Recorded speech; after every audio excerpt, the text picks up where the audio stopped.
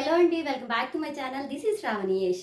ఈ రోజు వచ్చేసేసి మనం ఒక స్పెషల్ వంటకం, అది చాలా మందికి తెలియదండి. ఆ రెసిపీ అయితే చాలా బాగుంటుంది. అదేం లేదండి, ఈ వడియాలతో కూర చేసేస్తే చాలా బాగుంటుందండి. ఇది చాలా మందికి తెలీదు. బట్ ఇప్పుడు నేను ఆ రెసిపీ చేసి చూపిస్తానండి. ఇది చాలా మందికి నచ్చుతుంది కూడా.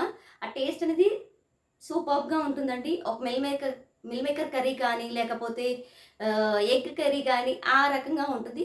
కొంతమంది దీన్ని పులుసులాగా చేసుకుంటారు. కొంతమంది ఉల్లిపాయలేసి ఫ్రైలాగా చేసుకుంటారు. నేనైతే ఇప్పుడు ఉల్లిపాయలేసేసి ఫ్రైలాగా చేసి చూపిస్తాను. వెంటనే ఈ వీడియోలోకి వెళ్ళిపోదాం. ఈ రెసిపీకి మెయిన్ ఇంగ్రీడియంట్ వచ్చేసేసి ఇలా వడియాలండి. మినప వడియాలు అంటారు వీటిని. అండ్ ఆల్సో ఈ ఉల్లిపాయలు. ఈ మినప వడియాలకి తగ్గట్టుగా మనం ఉల్లిపాయలు అనేది తీసేసుకోవాలి. దీనికి కావాల్సిన కారం అంటే కొంచెం ఒక 2 పచ్చిమిర్చి అనేది తీసేసుకుంటే సరిపోతుంది. ఉల్లిపాయల్ని చిన్నగా తరిగి పెట్టుకున్నాము, అలాగే పచ్చిమిర్చి కూడా తరిగేసుకొని పెట్టుకున్నాము. నెక్స్ట్ వచ్చేసేసి ఇప్పుడు మనం మినప వడియాలు అనేది ఫ్రై చేసేసుకుందాము. ఇప్పుడు మనం స్టవ్ మీద బాండి పెట్టేసేసుకొని ఇది కొంచెం వేడయ్యాక ఆయిల్ అనేది దీంట్లో వేసేసుకుందాం. చూసారా, ఇప్పుడు గిన్నె అనేది కాలిపోయిందండి. ఇప్పుడు దీంట్లోకి ఒక గరిటెడ్ ఆయిల్ అనేది వేసేసుకోవాలి. ఈ ఆయిల్ కూడా కొంచెం వేడయ్యాక మనం ఈ వడియాలు అనేది వేసేసుకొని వేంపేసుకోవాలి. ఆయిల్ అనేది వేడయ్యిందండి. ఇప్పుడు దీంట్లోకి మనం వడియాలు అనేది వేసేసుకున్నాము. వీటిని దోరగా ఎరుపు రంగులోకి వచ్చే వరకు వేంపేసుకొని తీసేసుకొని పక్కన పెట్టేసుకోవాలి.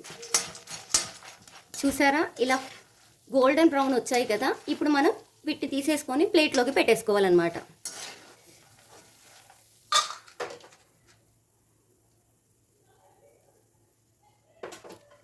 ఇప్పుడు ఇదే ఆయిల్లో ఇంకొక టేబుల్ స్పూన్ ఆయిల్ అనేది వేసేసుకోవాలి మనం. ఎందుకంటే ఆయిల్లో ఆనియన్స్ అనేది ఫ్రై అవ్వాలి కదా. కొంచెం వేసుకోవాలండి, ఎక్కువ అవసరం లేదు. నెక్స్ట్ ఇప్పుడు మనం తాలింపు దినుసులు అనేది వేసేసుకుందాము. ఫస్ట్ ఆవాలు, జీలకర్ర కొంచెం చిటపట అన్న తర్వాత మనం పచ్చిమిర్చి అండ్ ఆల్సో ఉల్లిపాయలు అనేది వేసేసుకొని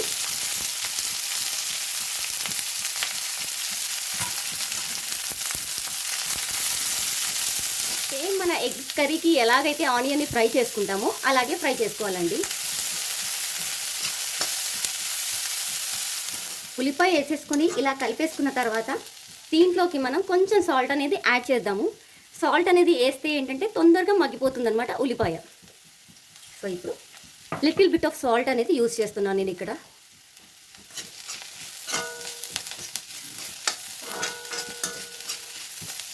ఇప్పుడు మనం దీని మీద లిడ్ అనేది పెట్టేసుకుందాము. సో దట్ ఏంటంటే ఈజీగా కొంచెం ఆవిరికి అనేది ఆనియన్స్ అనేది బాగా ఉడికిపోతాయి. ఉల్లిపాయలు అనేది మగ్గే లోపల మనం ఇప్పుడు ఈ వేయించుకున్న వడియాల్ని చిన్నగా స్మాష్ చేసుకుందామండి. ఇట్లా అంటే స్మాష్ అయిపోతాయండి. ఇలా చిన్నగా చేసుకుంటే పంటి కింద తగులుతుంటే టేస్టీగా ఉంటుందండి ఈ ఫ్లేవర్ అనేది. కొంతమంది పెద్దవి కూడా ఇలాగే వేసుకుంటారు. బట్ ఏంటంటే కొంతమందికి ఇష్టం ఉంటుంది, కొంతమందికి ఇష్టం ఉండదు కదా. సో నేనైతే ఇక్కడ కొంచెం చిన్నగా ఇట్లా స్మాష్ చేసేసి ఇలా స్మాష్ చేస్తే ఇలా అయిపోతుందండి. దీన్ని మనం కర్రీలోకి యూజ్ చేద్దాం తర్వాత. ఇలా చిన్నగా స్మాష్ చేసుకోవాలండి. సో ఇప్పుడు మనం కర్రీ ఎంతవరకు వచ్చిందో చూసేసుకుందాము. ఇప్పుడు చూసుకుందాం కర్రీ ఎంతవరకు వేగిందా అనేది. చూసారా, ఉల్లిపాయ అనేది కొంచెం వేగేసిందండి. ఇప్పుడు మనం దీంట్లోకి కొంచెం అల్లం పేస్ట్ అనేది యాడ్ చేసేసుకుందాము. ఈ అల్లం పేస్ట్ అనేది ఆప్షనల్ అని, ఎవరి టేస్ట్కి తగ్గట్టుగా వాళ్ళు వేసేసుకోవచ్చు. నేనైతే కొంచెం అల్లం పేస్ట్ అనేది ప్రతి కర్రీలో యూజ్ చేస్తాను. అండ్ ఆల్సో కొంచెం పసుపు అనేది యాడ్ చేసేసుకుందాము. ఇప్పుడు దీన్ని ఆయిల్లో ఫ్రై చేసేసుకుందాము.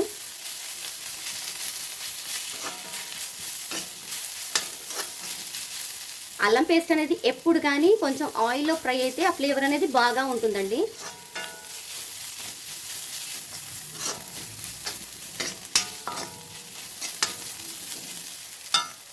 ఇప్పుడు దీంట్లోకి తగినంత సాల్ట్, ఇది నాకు ఒక 1/2 స్పూన్ వేసుకున్నాం కదా, మిగతా 3/4 స్పూన్ అనేది ఇప్పుడు వేస్తున్నానండి.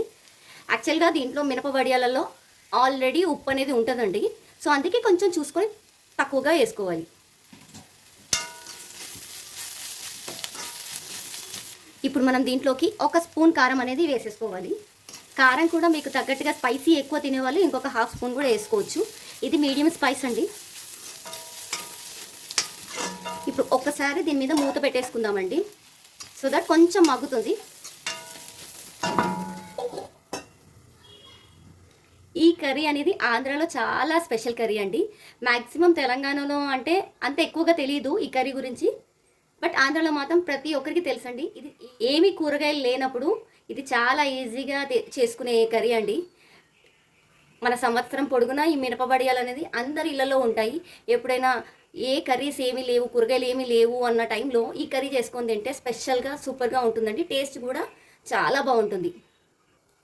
ఇప్పుడు ఇది మూత తీసేసుకొని ఒక్కసారి కలపెట్టేసేసి ఇప్పుడు మనం దీంట్లోకి ఈ స్మాష్ చేసిన వడియాలు అనేది వేసేసుకోవాలండి. ఇప్పుడు దీన్ని కూడా ఒక్కసారి కలిపేసేసి మూత పెట్టేసేసుకోవాలన్నమాట. మళ్ళీ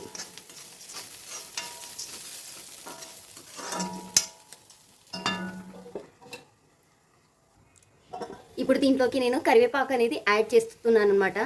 కరివేపాకు అనేది నేను ఎప్పుడు కూడా ఆల్మోస్ట్ అన్ని కూరలలో, మ్యాక్సిమం అన్ని కూరలలో నేను ఏంటంటే ఎండింగ్లోనే యాడ్ చేస్తాను. బికాస్ దాంట్లో ఉండే అన్ని బెనిఫిట్స్ అన్నీ మనకి రావాలని. అదే ఆయిల్లో వేస్తే దాని బెనిఫిట్స్ అన్నీ పోతాయండి. సో దట్ నేను దించే ముందు కానీ లేకపోతే కూర ఇంకా 20% ఉంది అన్నప్పుడు నేను దీంట్లోకి కరివేపాకు అనేది యాడ్ చేస్తూ ఉంటాను. మళ్ళీ ఒకసారి మూత పెట్టేసుకుందాము. కొంచెం ఇది మగ్గాక మనం ఒక హాఫ్ స్పూన్ అనేది ధనియాల పొడి యాడ్ చేసేసుకోవాలండి. ఒక్కసారి ఇది యాడ్ చేసుకున్న తర్వాత మొత్తం కలిపేసేసి స్టవ్ ఆఫ్ చేసేసుకోవాలండి. చాలా సింపుల్గా అయిపోతుందండి ఈ కర్రీ అనేది. మీకు ఇంట్లో ఎలాంటి కూరగాయలు లేనప్పుడు కూడా ఈ కర్రీ చేసుకొని హాయిగా తినేసేయచ్చు అనమాట. ఇప్పుడు స్టవ్ ఆఫ్ చేసేసుకుందాము. ఒక 5 minutes ఇట్లాగే ఉండనిద్దాము. సో దట్ ఏంటంటే ఆ హీట్కి ఇంకొంచెం బాగా ఉడికిపోతుందన్నమాట. ఇప్పుడు ఒక 5 minutes తర్వాత దీన్ని మనం ఒక సర్వింగ్ బౌల్లోకి తీసేసుకుందాము.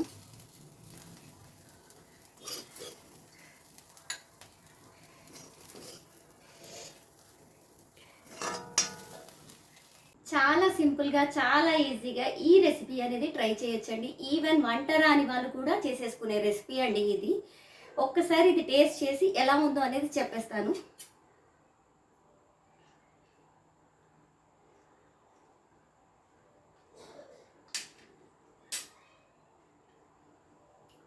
అలా అంటే చాలా బాగుందండి. నేను చేశానని కాకుండా ఈ రెసిపీ మాత్రం చాలా అద్భుతంగా వచ్చిందండి. పంట కింద ఈ వడియాలు అనేది తగులుతూ చాలా క్రిస్పీగా, చాలా ఉల్లిపాయ అనేది మెత్తగా ఉండి సూపర్గా ఉందండి. అచ్చం ఎగ్ కర్రీ ఎలా ఉంటుందో అలాగే ఉంటుందండి. డెఫినెట్గా మీరు కూడా ట్రై చేయండి ఈ రెసిపీ అనేది. ఈ రెసిపీ ట్రై చేశాక మీకు ఎలా వచ్చింది అనేది కామెంట్ సెక్షన్లో కామెంట్ చేయండి.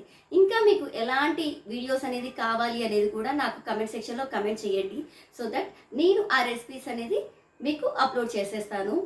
సో కనుక నా ఛానల్ నచ్చితే please subscribe to my channel. Okay na?